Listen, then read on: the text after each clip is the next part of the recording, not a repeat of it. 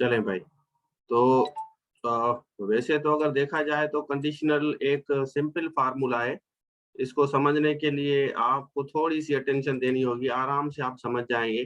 काफी बच्चे ऐसे हैं, हालांकि इनको अगर देखा जाए तो मैंने काफी दफा इसको रिपीट भी करता हूँ, इन चीजों को चैनल पे भी एक दो मैंने वीडियोस, शॉर्ट वीडियोस रखी हैं और बच्चों को ये रिवाइज भी कराता रहता हूँ वैसे नॉर्मली। आज मैं आपको सिंपल ट्रिक दूंगा कि इसको समझने के लिए क्या करना चाहिए, जैसे आपको जल्दी समझ आ जाए। तो इम्पोर्टेंट कंडीशंस पे हम पहले सेंटेंस बनाते हैं। हम कोशिश करते हैं कि सपोज के if I teach English you, अब यहाँ पे आता है यू डैश आता है अंडरस्टैंड। ठीक है, तो यहाँ फिल इन द ब्लैंक्स आता है। तो यहाँ पे दिया जाता है विल दिया जाता है, वुड दिया जाता है, कुड दिया जाता है और नन ऑफ देम दिया जाता है। ठीक है, तो ये चीजें होती हैं आपको सेंटेंस में देने के लिए। फिर आपको दिया जाता है कि if I taught English, if I taught English, तो यहाँ फिर होगा इसी तरह और यहाँ अंडरस्टैंड दिया जाएगा आपको। ठीक है, ऊपर वाली ये सारी चीजें हम कॉपी करेंगे, कॉपी करके हम यहाँ पे रखेंगे। मैं आपको समझाता हूँ। ठीक है, और इसी तरह एक सेंटेंस दिया जाता है, मैं आपको समझाता हूँ, बिल्कुल 100% आपको समझ आ जाएगा। थोड़ी सी अटेंशन देंगे तो चीजें क्लियर हो जाएंगी। पहले बेसिकली यहाँ पे अगर यहाँ से इफ काट देंगे तो इसका सेंस अलग हो जाएगा। सपोज अगर आप इसका इफ काटते हैं तो सेंस आपका चेंज हो जाता है यहाँ से। तो वो भी मैं आपको समझाता हूँ, पहले चले उसकी तरफ चलते हैं। पहले मैं आपको एक सिंपल सेंटेंस बनाता हूँ। ये वैसे नॉर्मली मैं रिपीट करता रहता हूँ काफी दफा, उसके बावजूद भी बच्चे गलती करते हैं। सपोज कि मैं कहता हूँ आई teach English, I teach English, I taught English, मैंने अंग्रेजी पढ़ाई। आई हेट टॉट इंग्लिश, मैंने अंग्रेजी पढ़ा चुका था। ठीक हो गया। अब ये सेंटेंसेस हैं, बेसिकली मैंने तीन सेंटेंसेस बनाए। इसको मैं नंबर दे देता हूँ, नंबर 1, नंबर 2, नंबर 3। अब इसमें कहीं पे भी मैंने इफ नहीं डाला। ठीक है, फिर हम इसको सिंप्लीफाई करेंगे, फिर यहाँ इफ डालेंगे। तो ये कंप्लीटेड सेंटेंस होता है। इसको हम कहते हैं एक आपका डिपेंडिंग और इंडिपेंडेंट क्लास। दो क्लास होते हैं, दो टाइप का आपके सेंटेंस होते हैं। एक होता है आपका डिपेंडिंग डिपेंडेंट क्लास और दूसरा होता है आपका इंडिपेंडेंट क्लास। अब ये समझने के लिए थोड़ी सी फिर आपको अटेंशन देंगी होगी कि भाई डिपेंडेंट और इंडिपेंडेंट क्लास को हम किस तरह समझें, डिपेंडेंट क्लास क्या होता है। अब ये नीचे वाले मुझे बताएं डिपेंडेंट क्लास है या इंडिपेंडेंट क्लास है। मैं अंग्रेजी पढ़ाता हूँ, मैंने अंग्रेजी पढ़ाई, मैं अंग्रेजी पढ़ा चुका था। अब पहले मैं आपको सिंप्लीफाई कर रहा हूँ, क्योंकि कल अगर आप टीचर बनते हैं, किसी स्कूल में, कॉलेज में, यूनिवर्सिटी में पढ़ाते हैं, तो ये तरीका भी आप 100% सीख लें कि बेसिकली पढ़ाया कैसे जाता है। पढ़ना तो ठीक है, आप सीख रहे हैं, समझ रहे हैं, लेकिन हमें ये भी देखना है कि पढ़ाया कैसे जाता है। तो आप इस तरीके से भी देखा करें कि अगर टीचर सर इस तरह पढ़ाते हैं और आपको आसान लगता है मेरी चीजें समझना, तो आप वही तरीका अप्लाई कर सकते हैं या उससे बेहतर आपको लगता है। तो ये जो नीचे वाले सेंटेंसेस है ना, ये नीचे वाले, ये वाले हैं आपके इंडिपेंडेंट क्लास, क्योंकि ये हमें पूरी मीनिंग दे रहे हैं। फिर हम इसको नीचे लेके आते हैं, इन्हीं सेंटेंसेस को मैं नीचे ले आता हूँ, इनको मैं कॉपी करता हूँ, कॉपी करके यहाँ पे ले आऊंगा। अब इसके साथ मैं डालूंगा इफ, क्या, इफ डालूंगा, इसमें भी मैं डालूंगा इफ। ठीक है, लास्ट वाले में भी डालूंगा इफ। जब आप इफ डालेंगे तो डिपेंडेंट क्लास हो जाता है। अब डिपेंडेंट क्लास वो होता है जो आपको पूरी मीनिंग ना दे, जो आपको पूरी मीनिंग ना दे। इंडिपेंडेंट आजाद सेंटेंस जो पूरी मीनिंग दे, अगर आप कहें तो मैं ब्रैकेट में लिख लूं, जो पूरी मीनिंग दे उसको हम इंडिपेंडेंट क्लास कहते हैं। ठीक है, और इसी तरह नीचे में लिखता हूं, जो हमें आधी मीनिंग दे उसको उसको हम क्या कहते हैं, उसको हम डिपेंडेंट क्लास कहते हैं। ठीक होगा, समझ आ गया। देखें, अगर आप इसको समझने की कोशिश करें, अगर मैं अंग्रेजी पढ़ाता हूँ, पूरी मीनिंग नहीं दे रहा ना, अगर मैं अंग्रेजी यहाँ लिखता हूँ, अंग्रेजी पढ़ाता हूँ, अब ये सेंटेंस रहता है, आगे इसको कुछ करना है। अगर मैं पढ़ाता हूँ और नीचे आते हैं अगर मैंने अंग्रेजी पढ़ाई, अगर मैंने अंग्रेजी पढ़ाई, तो आपसे पूछा जा रहा है कि भाई आगे क्या है। और ऊपर वाले सेंटेंस में, ऊपर वाला सेंटेंस देखें, मैं अंग्रेजी पढ़ाता हूं। ठीक है, ये पूरी मीनिंग दे रहा है। और इसी तरह नीचे हम आते हैं कि मैंने अंग्रेजी पढ़ाई। समझ आ रहा है नहीं आ रहा? इंडिपेंडेंट और मैंने अंग्रेजी पढ़ाई। क्या किया? पढ़ाई। तो पढ़ाई जो है बेसिकली ये पूरा सेंटेंस दे रहा है, पूरा सेंटेंस दे रहा है हमारा। इसी तरह नीचे आते हैं, मैं अंग्रेजी पढ़ा चुका था। मैं अंग्रेजी पढ़ा चुका था। अब ऊपर वाले सेंटेंसेस पूरी मीनिंग दे रहे हैं, लेकिन नीचे वाले सेंटेंसेस पूरी मीनिंग नहीं दे रहे। आगे जाके इसको कुछ करना है हमें। यहाँ तक मेरे ख्याल में क्लियर हो गया। अब इसको मैं करता हूँ कॉपी, और समझाने के खातिर मैं इसको और सिंप्लीफाई करता हूँ। कोशिश करता रहता हूँ कि बच्चों को सिंप्लीफाई करके दूं, चीजों आसान करके दूं। अब ये मैं ट्रांसलेशन काट रहा हूँ यहाँ से, और इफ डाल के यहाँ हम कामा डालेंगे। ये बात समझे। इफ आई टीच इंग्लिश, तो यहाँ आपका आएगा, आप सीखेंगे। यू डैश, आप सीखेंगे। ठीक है, इसी तरह इस वाले फार्मूले में भी हम इसी तरह इस्तेमाल करेंगे। इसमें इसको भी हम यहाँ कामा देंगे, तो यहाँ डैश देंगे, लर्न। ठीक हो गया। और इसी तरह यहाँ कामा देंगे, यहाँ होगा आपका लर्न। ठीक है, तो अब हमें ये समझना होगा कि हमें जो बेसिकली ऑप्शन दिए जाते हैं, ऊपर वाले में ऑप्शंस में नीचे रखता हूँ, इसमें आपको ऑप्शन, यहाँ ऑप्शन रखता हूँ, यहाँ पे ऑप्शंस आपको ये दिए जाते हैं। इसमें भी आपको ऑप्शंस ये दिए जाते हैं, लेकिन नीचे वाले में जो ऑप्शंस हैं वो थोड़े से चेंज होते हैं। क्या? थोड़े से चेंज होते हैं। तो इसके साथ आपका वुड हैव का इस्तेमाल होता है। ठीक हो गया? समझ आ रहा है? क्लियरिटी हो रही है आप लोगों को या नहीं हो रही? ये बड़ी इंटरेस्टिंग क्लास है, इसको थोड़ा सा फोकस करें तो मेरे ख्याल में आप लोगों को जल्दी समझ आ जाएगा, सबको समझ आ जाएगा। ठीक हो गया? तो अब हम क्या करेंगे, अब हम ये देखेंगे कि हमारा जो पहले पार्ट वाला सेंटेंस है, first part of the sentence is in simple. पहले पार्ट वाला हमारा सिंपल फार्मूला है। फर्स्ट ये सिंपल अगर प्रेजेंट होगा तो इसके साथ आप विल लगाएंगे। ठीक है, सिंपल है। और अगर ये सिंपल पास्ट है, इसको हमें देखना है कि यहाँ पे टेंस कौन सा है। यहाँ पे सिंपल है और नीचे सिंपल पास्ट है। जब सिंपल पास्ट आएगा तो सिंपल पास्ट के साथ हम दोनों लगा सकते हैं। इसके साथ में कुड हैव लगा रहा हूँ, दोनों लगा सकते हैं। फिर हम यहाँ पे वुड का इस्तेमाल करेंगे क्योंकि सिंपल पास्ट है और ये परफेक्ट है। तो जब हम परफेक्ट इस्तेमाल करेंगे तो हम वुड हैव इस्तेमाल करेंगे। तो ये बेसिकली तरीका है। इसकी ट्रांसलेशन भी मैं आप लोगों को समझाता हूँ कि इसकी ट्रांसलेशन क्या होगी। पहले इसको थोड़ा सा देख लें। देखें, पहले हमने अगर यहाँ पे आप सिंपल प्रेजेंट लगाएंगे तो विल लगाएंगे। ठीक है, और अगर सिंपल पास्ट लगाएंगे तो वुड लगाएंगे। और अगर आप यहाँ पे हेड टाट लगाएंगे तो यहाँ पे वुड हैव लगाएंगे। स्क्रीन नजर नहीं आ रही? अभी आ रही है? क्या बात बताएं, स्क्रीन क्लियर है सबको? मैंने थोड़ी सी बड़ी की थी लेकिन अभी जो छोटी कर दी है। अगर आपको समझ आ रही है तो इट्स ओके। ठीक हो गया? तो ये एक सिंपल मेथड है कि आप इसको कहाँ कहाँ पे किस किस तरीके से इस्तेमाल कर सकते हैं। पहले हमारा सेंटेंस होता है सिंपल। तो सिंपल सेंटेंस जब आप, अच्छा, एक सेंटेंस होता है, if I will teach English you will learn. अब ये सेंटेंस सही है या गलत है? अब बेसिकली बच्चे इस तरह लिखते हैं, फेसबुक पे लिखते हैं या कहीं और पे लिखते हैं। अगर मैं जाऊंगा, सब कहते हैं कि if I will go to Islamabad I will buy a book for you. ठीक है, तो I will buy a book for you, ये वाला जो सेंटेंस है, ये वाला सेंटेंस 100% आपका गलत है। ठीक है, इस तरह आप कभी भी इस्तेमाल नहीं कर सकते। नॉर्मली हम करते हैं, लेकिन ये तरीकेकार बेसिकली गलत है आपका। If I will teach English you will learn, तो ये गलत है, ये भी गलत है, नीचे वाला भी गलत है। अब इसको करेक्ट करने के लिए हमें एक तरीका चाहिए, वो तरीका सिंपल है।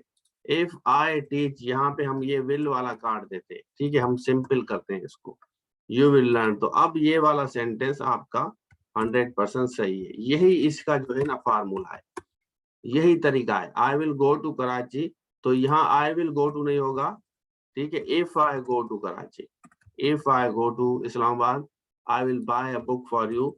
अब ये वाला सेंटेंस आपके लिए करेक्ट है 100%, ठीक है ना। थोड़ा सा अगर आप इसको अटेंशन के साथ करेंगे तो चीजें क्लियर हो जाएंगी। अच्छा, वैसे अगर देखा जाए तो सेंटेंस में अगर हम इफ नहीं डालते, इफ के अलावा आप वेन भी डालते, वेन यू, हाँ, when you work hard you you will succeed, ठीक है। अब वेन भी आप लगा सकते हैं इसके साथ, अगर इसके साथ आप if you work hard you will succeed ये भी लगा सकते हैं। बच्चों को किस तरह समझना है, when you work hard you will succeed, या when you work hard you would succeed, इसको इस तरह भी आप लगा सकते हैं, कोई इशू नहीं है, आराम से कर सकते हैं। या व्हेन यू हैड, हम यहाँ पे लगा दें when you had work hard you would have succeeded, no issue, कोई मसला नहीं है, समझ आ रहा है। तो वेन भी लगा सकते हैं, वेन भले आप काट दें, यहाँ पे नीचे में रखता हूँ, इसकी जगह में इफ लगा देता हूँ, ठीक है, लेकिन आपका सेंस वही आएगा। आप इसको इस तरह कर दें, यहाँ पे इसकी जगह आप इफ डाल दें, यहाँ वेन काट दें, इसकी जगह इफ डाल दें, कोई इशू नहीं है, आराम से कर सकते हैं, डोंट वरी। अच्छा, साइंटिफिकली अगर आप इसको इसकी तरफ जाएंगे, scientifically if we talk about scientifically we will have a very different perspective. Scientifically is basically the zero conditional sentence. Scientifically जैसे मैं normally people most of the students ask me के हमें जो है साइंटिफिक आपका जो है कौन सा तरीकेकार है, साइंटिफिक जीरो कंडीशनल होता है नॉर्मली, वैसे तो लगा सकते हैं लेकिन साइंटिफिक में जीरो कंडीशनल आप इस्तेमाल करते हैं। जैसे मैं नॉर्मली कहता हूँ if we boil an egg, अगर हम एक अंडा बॉयल करते हैं, इट चेंजेस इट्स कलर, ठीक है, वो कलर अपना तब्दील करता है अगर हम करते हैं if we boil an egg. अब ये दोनों सेंटेंसेस जो है ना सिंपल प्रेजेंट में है, मैं यहाँ ऊपर लिखता हूँ both the above sentences are in simple या इंडेफिनेट टेंस, ठीक है ना। तो जीरो कंडीशनल में आप, हाँ ये भी सही है, ये 100% सही है, क्योंकि ये साइंटिफिक है। अगर हम ये करेंगे, अगर हम पानी जो है अपना फ्रिज में रखते हैं तो वो बर्फ बन जाती है, ठीक है। तो इफ का हमें, हाँ हाँ, if we melt ice it will turn into water, बिल्कुल सही है। If we melt ice it will turn into water, या इसको आप इस तरह भी लगा सकते हैं, इसको यहाँ पे, यहाँ विल की जगह बेसिकली साइंटिफिक है ना, तो इट टर्न्स इनटू वाटर, यहाँ इस तरह करेंगे if we melt ice it turns into water, पानी बन जाता है। विल से बेहतर है कि आप इसको साइंटिफिकली लिखें, ये साइंटिफिकली इसको कहा जाए, साइंटिफिक जीरो कंडीशनल, ठीक हो गया। यहाँ तक आप लोगों को क्लियर है। चीजें देखें, चीजें समझनी है, चीजें समझने का मेन मकसद ये होता है कि आप लोगों को ज्यादा से ज्यादा देखें। सेंटेंस आप लिखे हैं, हम लिखते हैं कि if I M taught English, अब यहाँ पे फिर कंफ्यूजन हो जाती है, if I M taught English. अब ये सपोज कि मैं यहाँ से इफ हटा देता हूँ, आई एम टॉट इंग्लिश, मुझे अंग्रेजी पढ़ाई जाती है, ठीक है। आई वॉज टॉट इंग्लिश, मुझे अंग्रेजी पढ़ाई गई। I had been taught English, मुझे अंग्रेजी पढ़ाई गई थी। नहीं, चेंज नहीं होता साइंटिफिक में, ठीक है ना, चेंज नहीं करते हम। तो आई एम टॉट इंग्लिश, मुझे अंग्रेजी पढ़ाई जाती है, मुझे अंग्रेजी पढ़ाई गई थी, ठीक है ना। तो ये तीन तरीके हैं, ये एक आपका इसको हम कहते हैं बेसिकली पैसिव। ये सेंटेंस है आपके क्या है, ये पैसिव वॉइस है, पैसिव वॉइस है। और इन्हीं को अगर मैं यहाँ से कॉपी करके अगर मैं नीचे, मैं तरीका बता रहा हूँ, आप एज अ टीचर भी इनको सीखें और इनको बच्चों को पढ़ाया करें तो आपकी इंप्रूव होगी। और यहाँ इफ लगा देता हूँ, और यहाँ पे भी इफ लगा देता हूँ, यहाँ पे भी मैं इफ लगा देता हूँ। ये 100 दफा बताता हूँ बच्चों को, चैनल पे भी बताया है। तो ये भी आपका कंडीशनल है। क्या है? Conditional. If I M taught English, इसको थोड़ा छोटा कर देता हूँ। अब यहाँ पे if I M taught English, तो आई विल इम्प्रूव। अगर मुझे अंग्रेजी पढ़ाई जाती है तो इम्प्रूव करूंगा। तो इसी तरह आई वुड इम्प्रूव, मैं अंग्रेजी इम्प्रूव करूंगा। ठीक है? और I would have improved, I would have improved. Clear है या नहीं है? शाबाश, बताएं, समझ आ गया है? ये पैसिव कंडीशनल है। अगर मुझे अंग्रेजी पढ़ाई जाती है तो मैं सीखूंगा।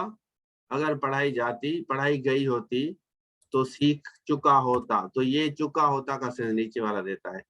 3 तरीके मैं आपको पढ़ा रहा हूँ, 3 तरीके समझा रहा हूँ। चलें, एक सेंटेंस बनाएं, जस्ट मेक वन कंडीशनल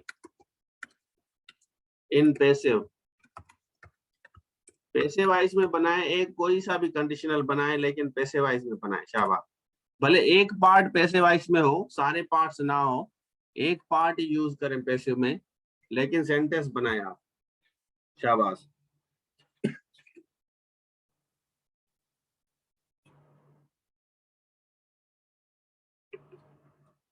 भले एक पार्ट हो,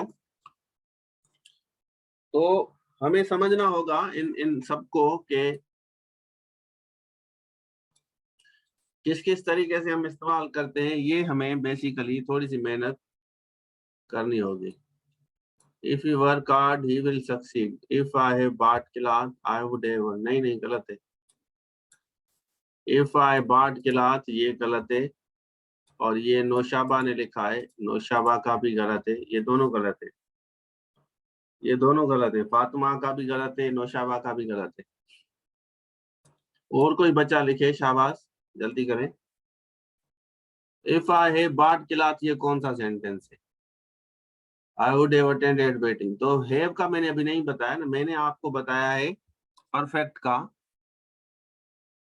समझाता हूँ, पैसे वाला समझाता हूँ। पैसे वाला देखें सिंपल है ना। अगर देखें, आप सेंटेंस बनाते हैं, आई आई टीच इंग्लिश, मैं अंग्रेजी पढ़ाता हूँ।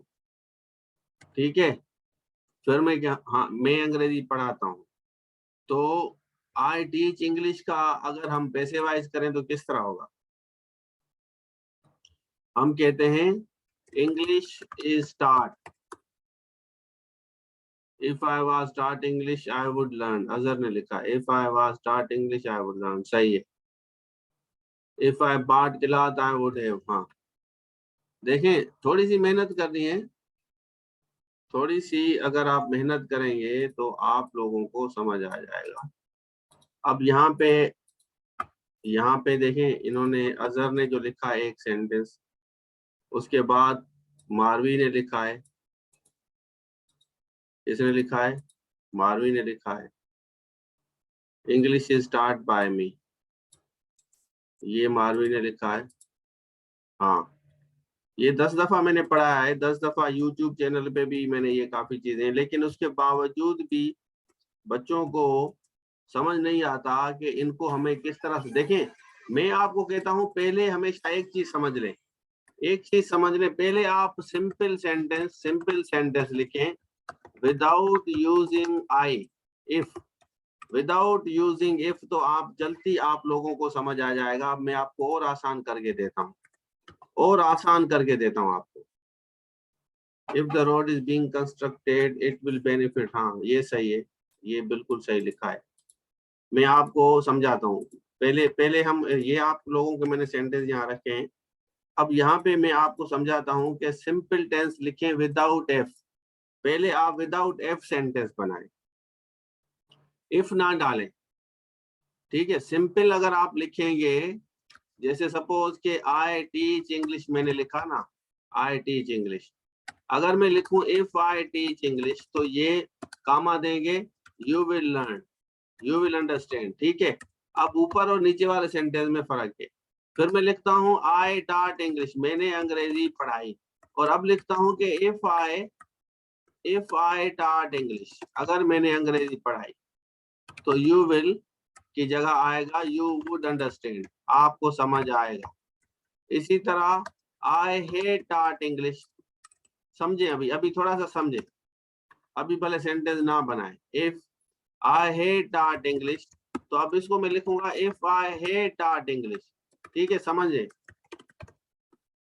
तो सिंपल के बाद बता रहा हूं ना, if I hate taught English you would have learned, you would have understood. अब आपका है यू वुड हैव अंडरस्टूड। ठीक हो गया? तो देखें, पहले आप विदाउट जो है आप एफ के सेंटेंस बनाएं, सिंपल सेंटेंस बनाएं विदाउट एफ, उसके बाद एफ डालें तो आपको समझ आ जाएगा। और इफ इंग्लिश इज स्टार्ट, अब हम कहते हैं कि अगर अंग्रेजी पढ़ाई जाती है, इफ इंग्लिश इज स्टार्ट, अगर अंग्रेजी पढ़ाई जाती है। फिर हम कहते हैं इफ इंग्लिश वाज स्टार्ट, अगर अंग्रेजी पढ़ाई जाती। फिर हम कहते हैं कि if English had been taught, अगर पढ़ाई गई होती। तो तीन तरीके हैं। अब ऊपर हमने सिंपल लिखा है और नीचे हमने पैसिव लिखा है। अब ये वाले सारे सेंटेंस आपके पैसिव हैं। क्या हैं? ये सारे के सारे पैसिव हैं। तो हमें ये देखना है कि ये बेसिकली किसका पैसिव है। If mother was cooked, biryani नहीं होगा। If biryani was cooked by mother.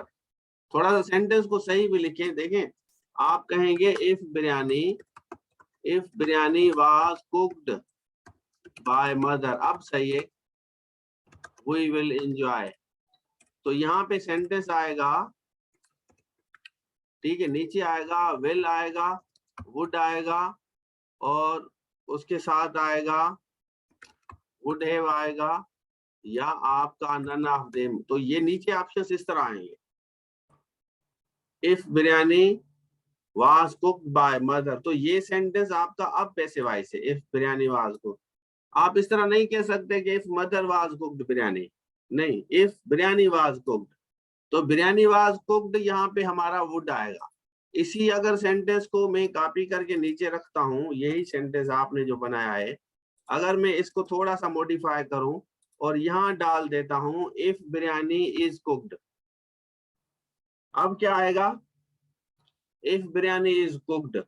अब ऊपर तो हमने वाज, यहाँ पे लिखा ना वाज कुक्ड, अगर पकाई गई होती। तो अब नीचे वाले में अगर यहाँ पे इस डालता हूं, तो जब मैं इस डालूंगा तो इसका कॉन्सेप्ट 100% चेंज हो जाएगा। इफ बिरयानी इज कुक्ड, तो जब इज कुक्ड होगा, तो हम बस हमें यही चीज ध्यान में रखनी है कि बेसिकली जो फार्मूला है वो क्या है। रखना जरे हेडे में फार्मूला जो है हमें ये समझना है,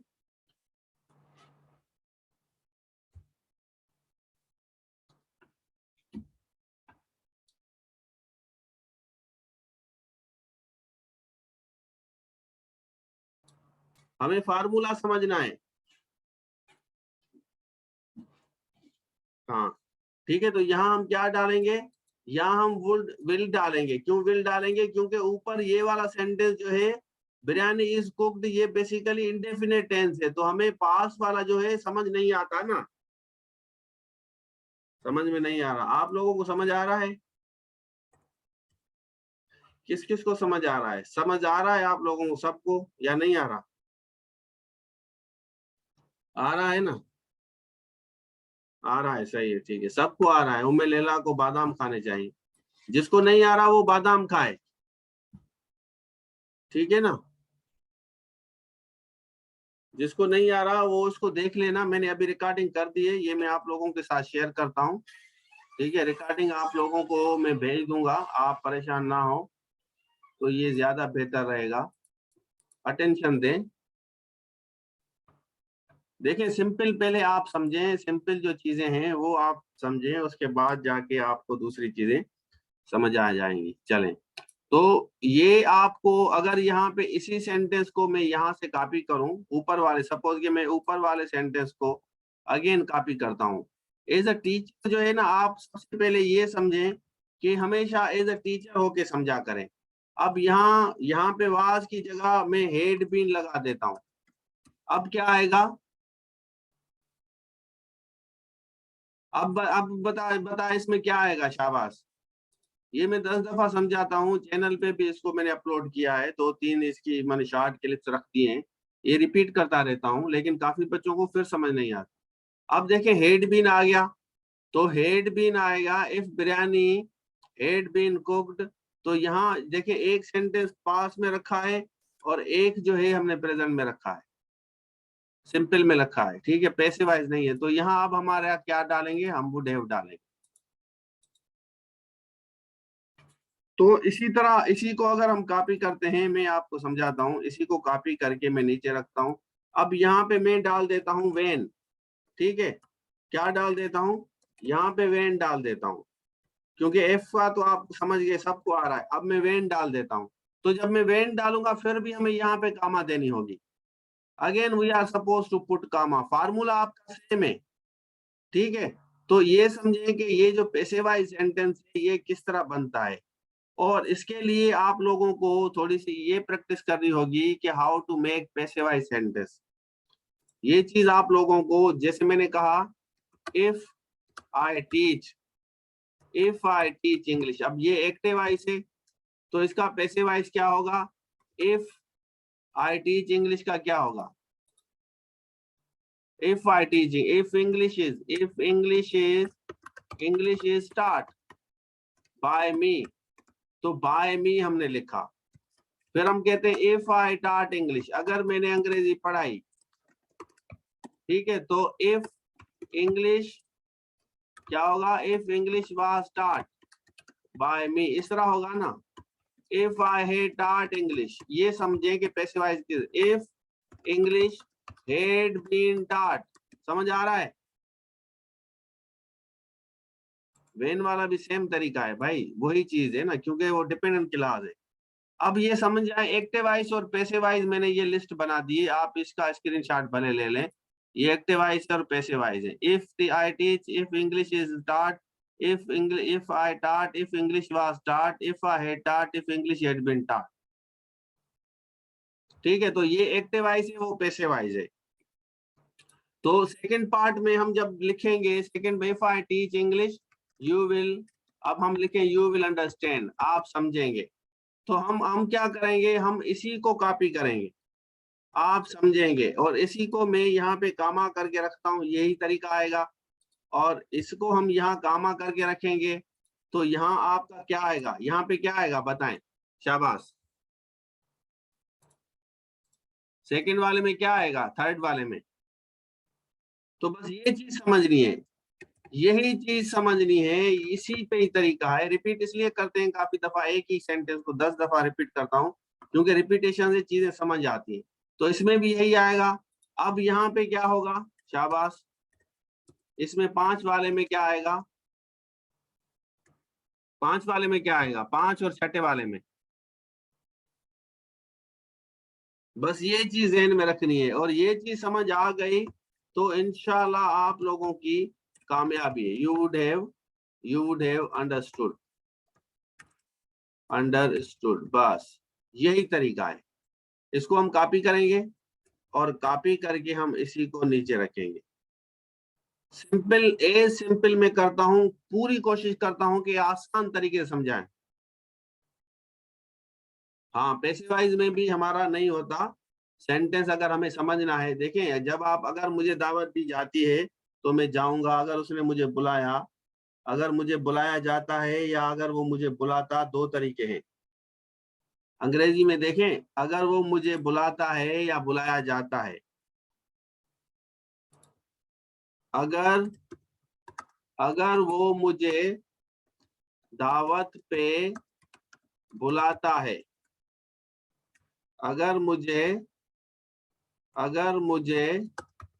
दावत दी जाती है, दी जाती है। फिर हम कहते हैं अगर वो मुझे दावत देता है, तो इस दोनों में फर्क है। अगर मुझे दावत दी जाती है या अगर वो मुझे दावत देता है, इस दो सेंटेंस में, ये दो सेंटेंस में फर्क है या नहीं है, मुझे बताएं। पहले आप देखें, पहले आप लोगों को उर्दू समझनी होगी कि भाई इसकी उर्दू क्या होगी। जब आपको उर्दू आ जाए ना, अंग्रेजी तो मैं पढ़ा लेता हूँ, समझा, भला बच्चों को आ जाती है सबको, लेकिन फिर वही चीजें मैं अंग्रेजी को ट्रांसलेट करके इसलिए बताता हूँ क्योंकि अंग्रेजी समझ आ जाती है, लेकिन फिर ट्रांसलेट करते हैं तो बच्चों को नहीं आता। ठीक हो गया। अगर मुझे दावत दी जाती है तो अंग्रेजी क्या होगी? अगर मुझे दावत दी जाती है, अगर मुझे, मैं इसको, और उसकी तरफ से दावत दी जाती है, अगर वो मुझे दावत देता है, दो तरीके हैं। अगर मुझे उसकी तरफ से दावत दी जाती है, चले इसकी अंग्रेजी करें।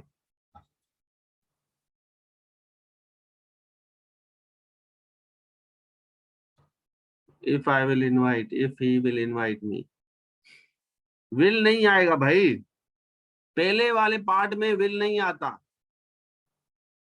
ठीक है ना, पहले वाले पार्ट में, ये शेयर करता हूं, फर्स्ट पार्ट में कभी भी विल नहीं आता, ये बात आप समझ लें। इफ के बाद if he will invite me, if she is invites नहीं होगा भाई, मेहनत करनी पड़ेगी इंशाल्लाह। Don't worry.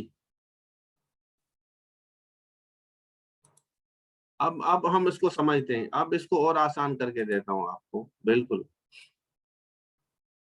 अगर मुझे उसकी तरफ से दावत दी जाती है तो हम लिखेंगे if I am invited by him. क्या? If I am invited by him. फिर हम कहते हैं इफ ही इनवाइट्स मी। समझ आ रहा है? If he invites me, if I am invited by him. अब ये बेसिक ट्रांसलेशन की जब हम बात करते हैं तो आप सारे गलत बना रहे हैं। When we happen to translate, you all make a lot of mistakes, unfortunately. तो इट मीन्स के जब आपको कंडीशनल सेंटेंस नॉर्मली समझ आ जाते हैं, सबको आ जाते हैं, 10 दफा रिपीट कर रहा हूँ, बल्कि करता हूँ, तो फिर भी आप लोग गलती करते हैं। तो इस वजह से मैं यही चीजें दो दो तीन तीन दफा इसलिए पढ़ाता हूँ कि काफी बच्चों को रिपीटेडली इश्यूज होते हैं, तो इस वजह से काफी चीजें रिपीट करनी पड़ती हैं कि जैसे पक्की हो जाए। अदरवाइज जरूरत नहीं होती रिपीट की, लेकिन रिपीट इसलिए करते हैं जैसे आप लोगों की 100% आपकी पक्की हो जाए। तो अब आप सारे गलत बना रहे हैं।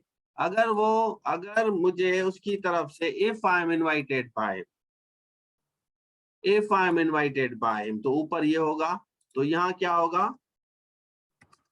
आई, क्या होगा? शाबाश बताएं। विल आएगा, वुड आएगा, वुड आएगा, या वुड हैव आएगा।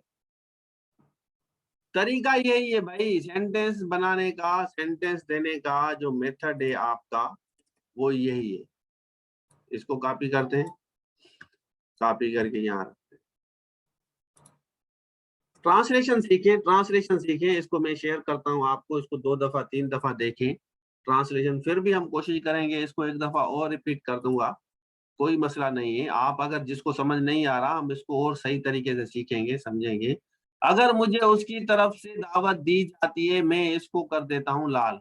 इसी तरह अगर वो मुझे दावत देता है, तो ट्रांसलेशन समझें। तो फर्स्ट पार्ट में अगर मुझे उसकी तरफ से दावत दी जाती है तो हम कहेंगे आई विल अटेंड। क्या? I will attend. If he invites me, इसी में भी हम कहेंगे आई विल अटेंड। समझ आ रहा है? क्लियर हो गया ना? अब क्लियर हो गया। तो अगर मैं इसी सेंटेंस को मैं एक और तरीके से अगर बनाता हूं, if if I was invited by him.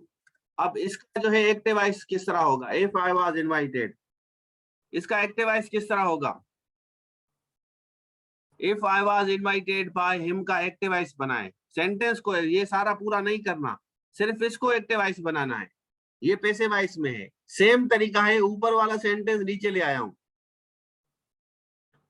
If I was invited by him, नहीं आ रहा?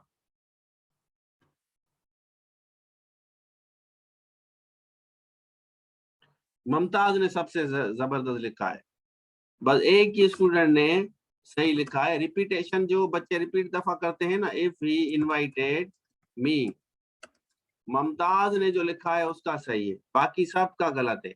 बस बाकी सारे बच्चे गलत लिख रहे हैं। तो देखिए कल टीचर किस तरह बनेंगे आप। देखिए मैं आपको प्राउडली कहता हूं कि अगर मेरी अंग्रेजी सही से अगर आप 3-4 दफा रिपीट करते हैं ना, तो आप अंग्रेजी कहीं पे भी आप आराम से पढ़ा के कैश कर सकते हैं।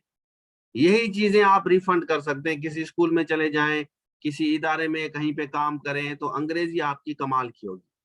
ठीक है, तो सिर्फ एक स्टूडेंट ने सही लिखा है, बाकी सारे ने गलत लिखा है। तो इस तरह ना करें, मेहरबानी करें, इसको रिपीट करें 2-3 दफा। इफ इनवाइटेड मी होगा, नौशाबा ने भी लिखा था, सिर्फ इफ नहीं डाला। ठीक है ना, इफ इनवाइटेड मी।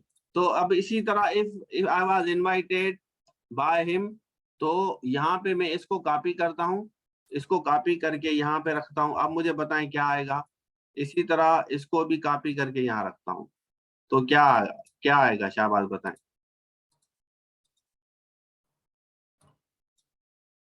10 दफा एक चीज पढ़ा करें। हम एक दफा एक चीज एक दफा पढ़ते हैं, मसला हमारे साथ ये भी है। If I was invited by him, अब देखें if I was invited by him, तो विल नहीं आएगा भाई। ठीक है ना, तो विल नहीं आएगा आपका। क्या? विल नहीं आएगा आपका। तो यहाँ पे आप लगाएंगे if I was invited by him, तो यहाँ होगा I would attend the party. ये 100% सही है। और इसी तरह आई वुड की यहाँ पे भी I would attend the party, वो एक्टिव वॉइस है, वो पैसिव वॉइस है। बस यही फार्मूला है। समझ आ गया? नहीं तो मैंने 10 दफा इसको रिपीट किया है, और अगेन मैं कोशिश करता हूँ कि और नया तरीका इख्तियार करूं। रिपीट करने का मकसद ये होता है कि नया तरीका नया ले आऊं। तो 2 दफा 3 दफा 4 दफा रिपीट सिर्फ इस वजह से करता हूँ चीजें। ठीक है ना, जैसे ज्यादा से ज्यादा आप लोगों को तरीका बताऊं कि इस तरह भी करें, इस तरह भी करें, इस तरह भी करें, तो ये ज्यादा बेहतर रहेगा। ठीक है, चले मैं ये वीडियो शेयर करता हूँ आप लोगों के साथ फेसबुक ग्रुप में। तो बस यहीं पे आज फाइनल करते हैं। Thank you so much for joining. इंशाल्लाह कल यहीं से कंटिन्यू करेंगे। अल्लाह हाफिज।